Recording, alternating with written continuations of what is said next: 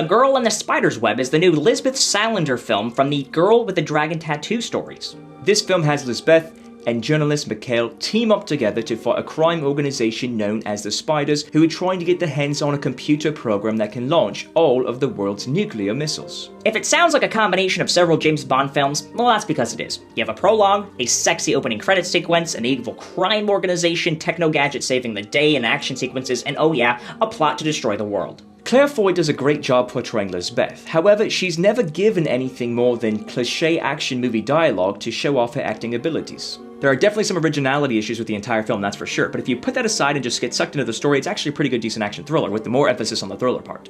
This movie had two halves to its action, so the first half, they tried to throw in these action sequences here and there, but they weren't really exciting. You know, just because a car is driving really fast and the camera's shaking, it doesn't make it a car chase, okay? My biggest complaint is the overuse of flashback reveals to show how things are done. So Lisbeth accomplishes a switcheroo and then they flash back to show how she did it, as if they just know the audience is going to question Lisbeth's powers if they don't explain how it was possible.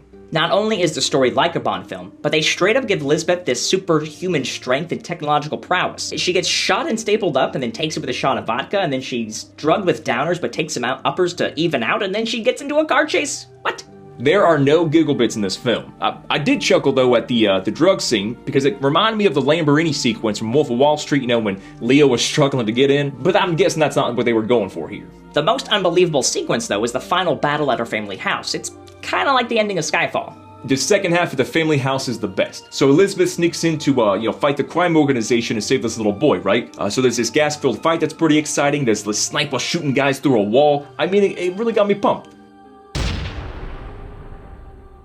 I did enjoy this movie, even if it was a bunch of things we've already seen before in action thrillers. 6 out of 10. They did try to squeeze in action during the film, but it wasn't always exciting action. But the ending shootout, the house, yes, that was pretty cool. 6 out of 10. The film was a little too James Bondish for me. It would have been better as a standalone film with an all-new heroine, but I don't know. For a Lisbeth Salander film, 4 out of 10.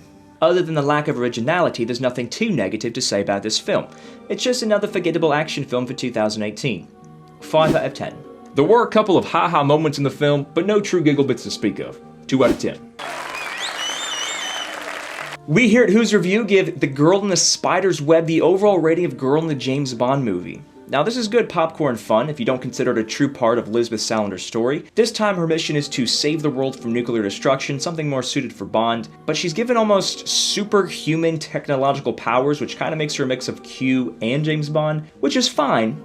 It just seems like it's a little too much for that techno-hacker goth we've come to know. There you have it, that's our review. What do you think? Are we way off, right on? Let us know in the comment section below and we'll check it out and respond. As always, if you want to stay up to date on all things Who's Review, make sure you like us on Facebook, follow us on Instagram, and most importantly of all, subscribe to our YouTube channel. We thank you for checking us out here at Who's Review, where everyone's a critic.